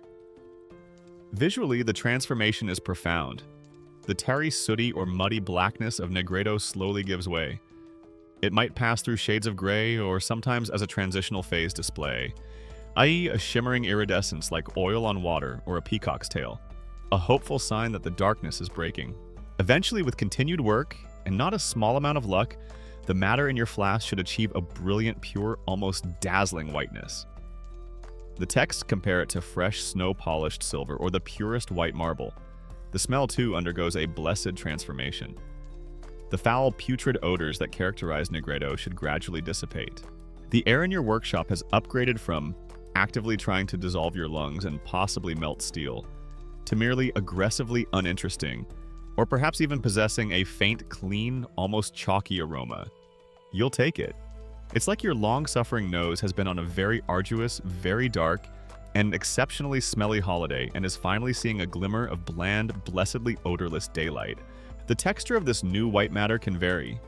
It might be a fine, soft powder, a collection of delicate crystals, or a smooth, waxy, almost soap-like solid. Scholars continue to debate the exact chemical processes that alchemists might have been observing or inducing to achieve the albedo stage, with theories ranging from the careful purification of metallic chlorides or oxides to specific crystallizations of salts or controlled sublimations that resulted in a distinctly white and often highly purified substance. Whatever the precise chemistry, the psychological impact on you, the alchemist is immense. After the despair, doubt, and sheer disgust of the Negredo, witnessing the emergence of albedo feels like a resurrection. It's a tangible sign that the great work is progressing, that your patient endurance through the darkness has not been in vain. Hope, which had dwindled to a tiny, flickering ember, now flares up with renewed vigor. The stark, clean beauty of the white substance is aesthetically pleasing and deeply encouraging. This feeling of purification might even inspire you to tackle the mundane chaos of your surroundings. Inspired by the gleaming, almost holy whiteness now residing in your precious flask, you might suddenly look around at the accumulated grime, the soot-stained benches, and the general medieval squalor of your workshop with fresh eyes. Perhaps you decide to give the place a thorough cleaning. An hour or two of vigorous sweeping, scrubbing, and reorganizing later, you might have uncovered 3 missing alembic stands, a very surprised and dusty mouse who seems to have been using a pile of discarded notes as a duplex apartment, and what might be the original non-soot-covered color of your main workbench.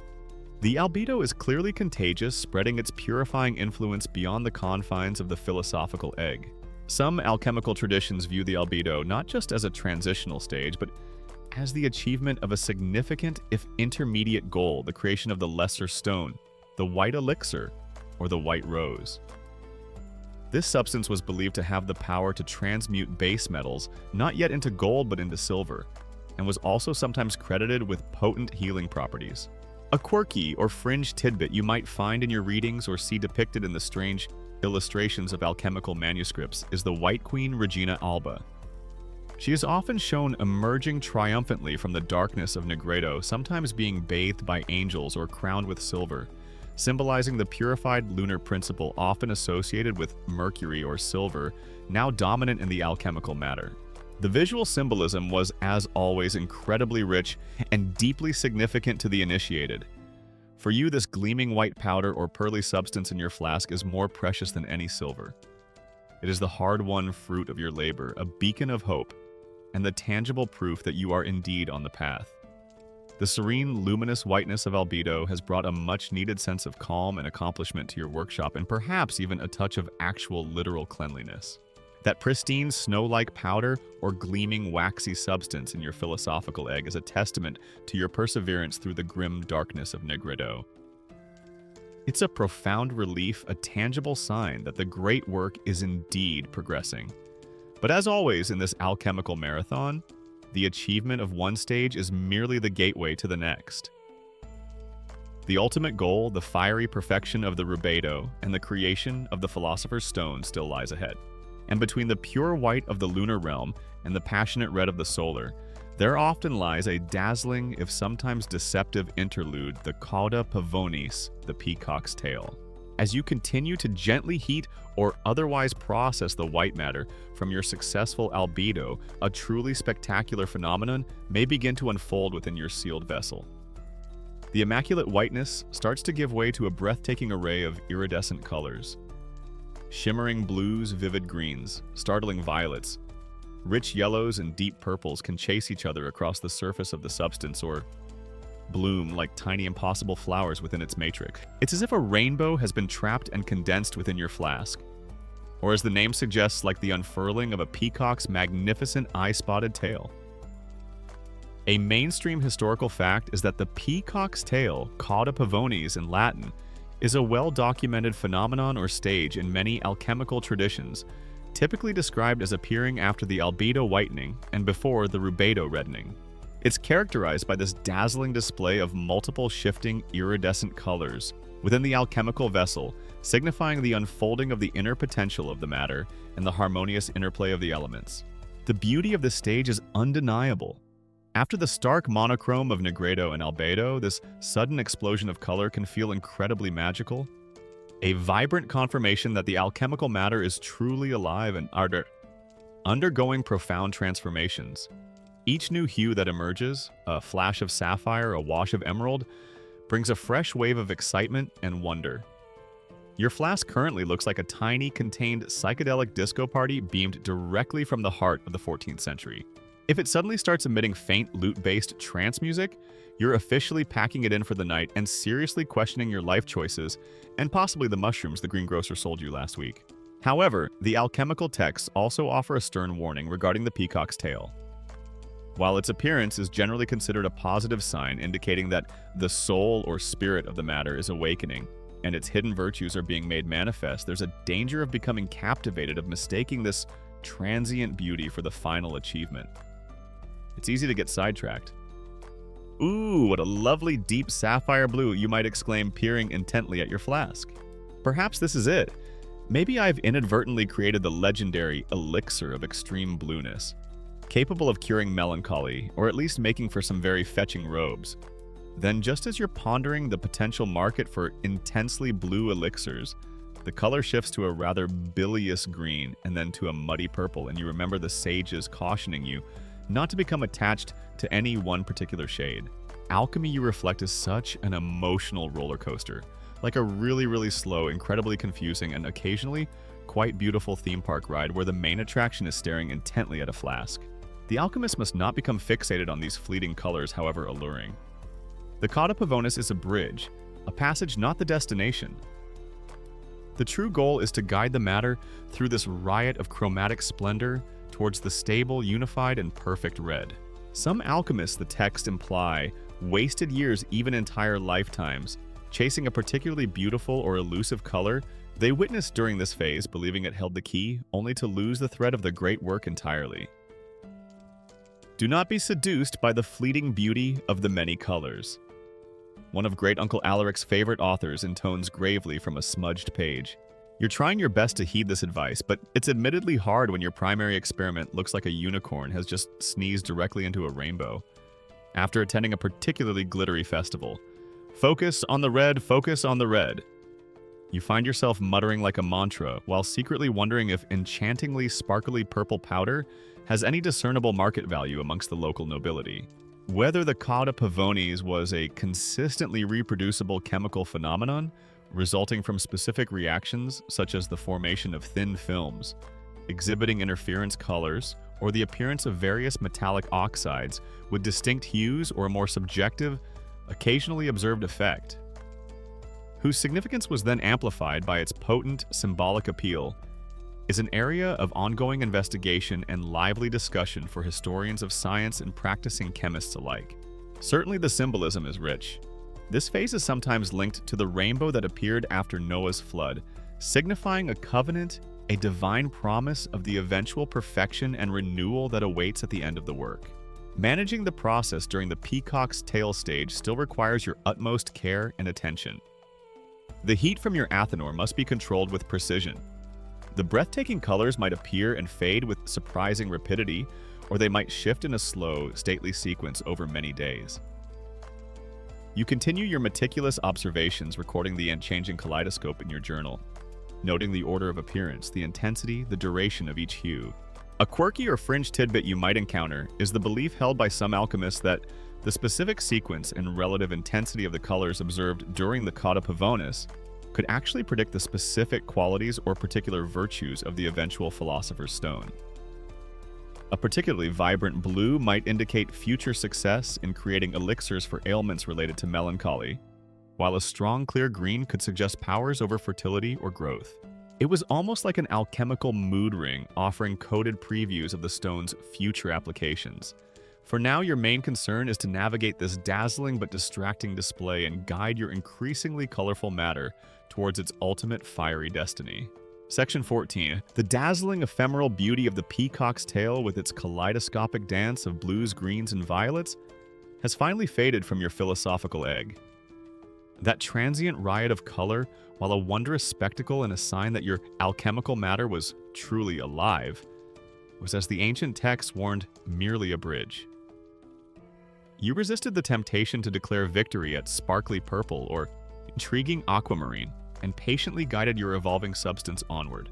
Now the real test begins. The many colors must resolve into the stable, potent, and legendary red.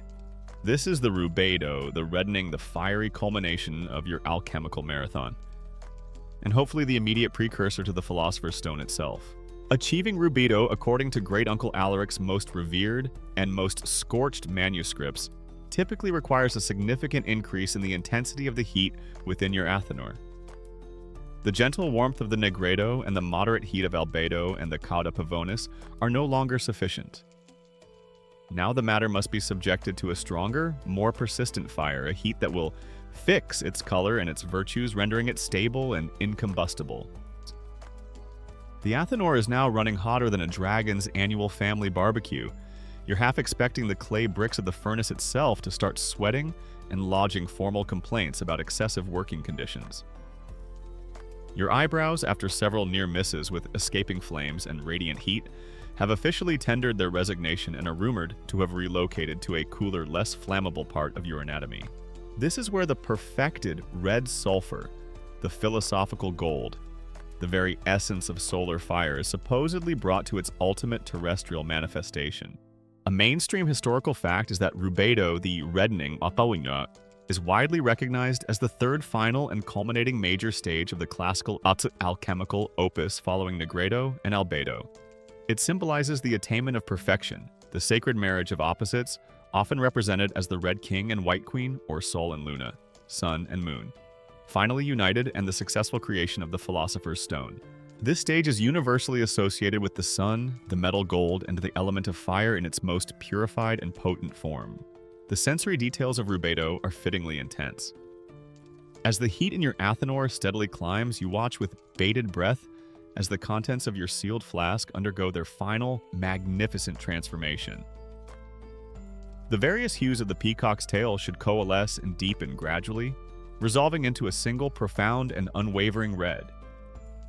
Not just any red, but a deep, vibrant ruby red or a fiery crimson, often described as being redder than red itself. Some texts speak of it as a powder incredibly fine and dense. Others describe it as a fusible glass-like substance, clear and brilliant like a precious gem, the red lion or the red poppy of the mountain. The goal is a stable, unchanging redness that can withstand the fiercest fire without losing its color or potency. Any remaining unpleasant odors from previous stages should have long since vanished, ideally replaced. According to some particularly optimistic authors, by a noble, subtle, or even inexplicably fragrant scent, though in your perennially smoky and chemically diverse workshop, fragrant remains a highly relative and aspirational term. The psychological state you inhabit during this critical phase is a potent cocktail of heightened anticipation, almost unbearable excitement, and a deep, gnawing nervousness. This is it. This is the culmination of years of study, of countless failed experiments of enduring terrible smells, and profound disappointments of spending your last few coins on peculiar rocks and dubious powders. The feeling of being on the very brink of achieving the unachievable, of holding the key to transmutation, and perhaps even immortality in your hands, is overwhelming. You're so antsy waiting for this red to fully stabilize and declare its fiery permanence, you feel you could power a small medieval windmill with your sheer nervous energy. Every time you dare to peek into the glowing heart of the Athenor at your precious flask, your heart performs a complex tap dance routine that would impress a seasoned flamenco master and possibly register on a very rudimentary seismograph. Fear of failure is, of course, equally intense. What if, after all this, it's just red stuff? The precise chemical nature of the red substance produced during a successful rubido is one of the most enduring mysteries and hotly debated topics in the study of alchemy, with modern hypotheses ranging from the formation of red mercuric sulfide cinnabar, if sulfur and mercury are key ingredients, or other metallic oxides like red lead oxide or iron, 3-oxide, to the creation of colloidal gold, microscopically fine particles of gold suspended in a medium which can appear ruby red, or even substances whose striking appearance was perhaps more symbolic or indicative of a particular physical state than chemically distinct in a way we'd easily recognize today, especially given the deliberate secrecy and allegorical language employed by alchemists. Some texts suggest that once the perfect, stable red is achieved, a tiny portion of this red powder, or philosopher's gold, should be tested.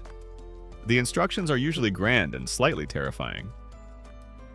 A minuscule grain the size of a mustard seed, when projected onto a molten base metal like lead or mercury, is said to be capable of transmuting many thousands of times its own weight into pure, genuine gold. You look at the minuscule, hopefully potent speck of reddish material now glowing in your crucible, assuming you've managed to produce something that looks the part, and then you glance at a nearby lead pipe you've been eyeing for just this occasion. Right! You think your palm's suddenly clammy. No pressure then. Just casually rewrite the fundamental laws of nature as currently understood. Easy peasy. A quirky or fringe tidbit you might have come across in your textual deep dives is the rather peculiar practice advocated by some alchemists of adding a small amount of actual ordinary gold to the mixture during the rubedo stage. This gold was considered a ferment, a kind of seed that would teach or encourage the less noble matter how to achieve the perfected state of goldness. This seems rather counterintuitive if your ultimate goal is to make gold from a non-golden starting materials, but it beautifully highlights the symbolic, like attracts like, and almost vitalistic thinking that permeated much of alchemical philosophy. For now, you can only hope that your own concoction, achieved through sweat smoke and sheer stubbornness, has learned the lesson of redness all by itself. Section 15. The Athenor, your faithful soot-stained companion, through countless alchemical trials now glows with a fierce, expectant heat. Within its fiery heart, or perhaps carefully set aside in a special crucible, rests the culmination of your life's work to this point. A tiny, precious quantity of a deep, vibrant ruby red powder. The rubido, the philosopher's gold, or so you desperately, fervently hope. The workshop around you is a testament to the arduous journey. It's probably coated in more layers of chemical residue than an ancient battlefield. Your notebooks are filled with cryptic observations and increasingly frantic scribbles, and you yourself are a vision of exhausted, sleep-deprived, yet utterly wired anticipation. Every stage has been navigated, every instruction in Great Uncle Alaric's texts that you could decipher, at least has been followed with painstaking near-religious devotion. Now, all that remains is the final, terrifying, exhilarating act, the projection. A mainstream historical fact is that the projection was the ultimate alchemical experiment, the moment of truth. It involved taking a minuscule amount of the perfected philosopher's stone, often described as being wrapped in a little ball of wax to protect it from the initial heat, and to help it mix and adding it to a larger mass of molten base metal, typically lead or mercury. The expectation built upon centuries of lore and whispered promises was that this tiny speck of perfected matter would transmute the entire base mass into pure, genuine gold or silver. You select your base metal. Lead is the classic choice. Cheap, readily available, and symbolically representing the lowest, most chaotic state from which perfection can arise. You place a solid ingot of it into a clean crucible, which then goes into the roaring Athanor. As the lead begins to soften, then slump, then finally transform into a pool of shimmering liquid silver.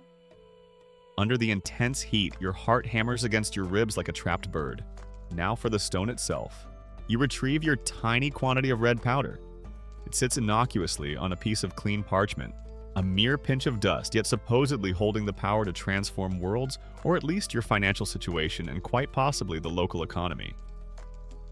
You handle the tiny speck of red powder with more care than a nervous new parent, handling a priceless Fabergé egg that's also a live ticking grenade.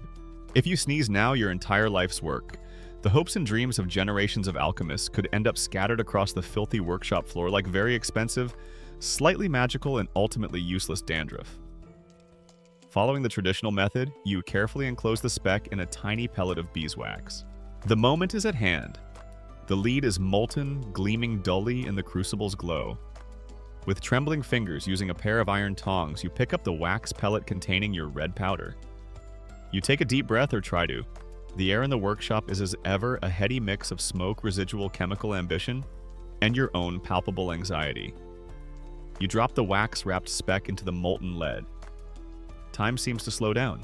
You can hear your own heartbeat thundering in your ears. You can hear the spiders in the far corners of the workshop collectively holding their tiny arachnid breaths. You can probably hear the distant celestial spheres grinding to a halt and going, "Ooh, this is gonna be good," or really, really spectacularly awkward for the chap in the dirty tunic. What happens next? The texts describe various possibilities: a brilliant flash of light, a sudden change in the color of the molten metal, a bubbling or hissing as the transmutation occurs, a noticeable increase in weight and density. You stare unblinking into the crucible. The wax pellet melts almost instantly. The red powder presumably disperses into the liquid lead. And then nothing particularly dramatic. The lead remains, well, lead. It might be slightly shinier lead now, perhaps with a faint reddish tinge on its surface where the powder met it. Maybe it's even philosophical lead, deeply contemplative about its own immutable leaden nature and its brief flirtation with greatness. But it is unequivocally still lead. There is no flash of gold, no miraculous transformation. Your stone, it appears, was more of a pebble, an expensive, reddish, beautifully symbolic, and ultimately hope-crushing pebble. The silence in the workshop is profound, broken only by the crackle of the fire in the Athanor, and the dull thud of your dreams hitting the grimy floor. The crushing weight of disappointment is a physical thing pressing down on your shoulders, making it hard to breathe. All those years, all that effort, all that obsessive study, the perilous experiments, the near starvation, the social isolation. For a crucible of slightly discolored lead and a even tinier pile of reddish dust that is now officially just very, very expensive reddish dust. The historical accounts of successful alchemical transmutations are a focal point of enduring debate and fascination, with modern scholars and skeptics questioning their veracity and exploring possibilities ranging from deliberate fraud and skilled illusion. As some alchemists were undoubtedly charlatans to misinterpretation of ordinary chemical reactions. Wishful thinking, or even as some more esoteric traditions continue to suggest, genuinely suppressed or misunderstood phenomena that defy conventional scientific explanation. A quirky or fringe tidbit that kept the dream alive for so long is the existence of numerous apocryphal eyewitness accounts from the medieval and early modern periods. These stories detail mysterious wandering adepts who would suddenly appear sometimes in a tavern or a scholar's study, Perform a seemingly effortless projection. Create a quantity of undeniable gold from base metals. Perhaps share a cryptic piece of wisdom and then vanish as quickly as they came, leaving observers baffled, enriched, and forever convinced of alchemy's truth. These tales, whether factual or legendary, fueled the alchemical quest for centuries. You stare at the crucible, the firelight glinting off the stubbornly leaden surface. What now? Back to the drawing board. Back to Great Uncle Alaric's cryptic journal, searching for some misinterpreted comma, some overlooked instruction? Or is it time to finally admit that perhaps some things are just red dust? The journey has been immense. You've learned more about the properties of metals, salts, acids, and the strange dance of elements than any university could have taught you. You've mastered the art of distillation, the patient tending of the Athanor, the interpretation of symbols that would make a seasoned cryptographer weep. You've learned about perseverance, about the nature of hope and the crushing weight of obsession. Perhaps in a way the journey itself was the transformation. But as you look at that crucible of ordinary lead, that thought offers remarkably little comfort. The allure of gold, the promise of the stone, is a powerful one. For now, though, the fire in the Athanor seems to burn a little less brightly,